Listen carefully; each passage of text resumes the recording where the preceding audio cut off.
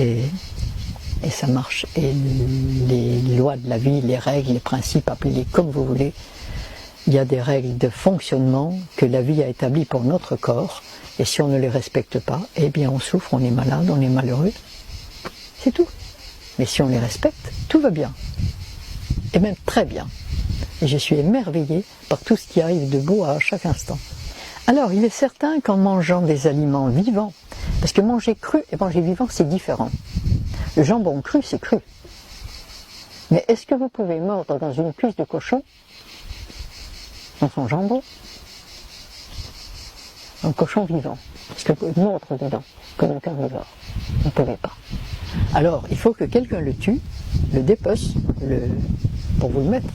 Le jambon cru, qu'on le veuille ou non, c'est une tranche de cadavre. Désolé, mais avec du cadavre on ne peut pas faire de la vie. Pas nous, en tout cas. Alors il est certain qu'il y a des aliments crus.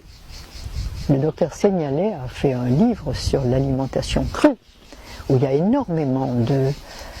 J'ai son livre de cuisine qui a été institué selon ses méthodes. Il y a énormément de viande crue, de tartare cru, de sauce crue.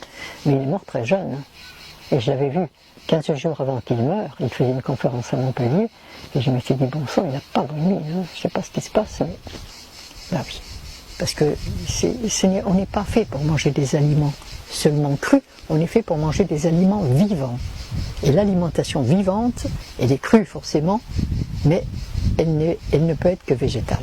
Pratiquement, il y a quand même des tolérances, comme les fruits de mer, les huîtres, les oursins, des moules qu'on peut manger crus, c'est vivant, ça on peut.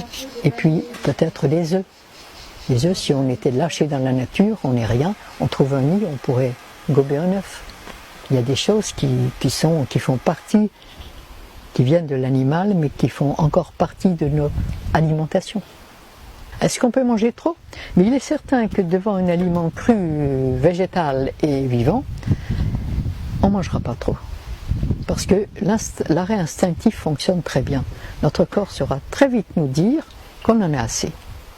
Je me souviens d'une époque où j'étais partie au Baléares avec mon mari, j'adorais les figues, et dans la campagne on trouve des figuiers. Et je me régale.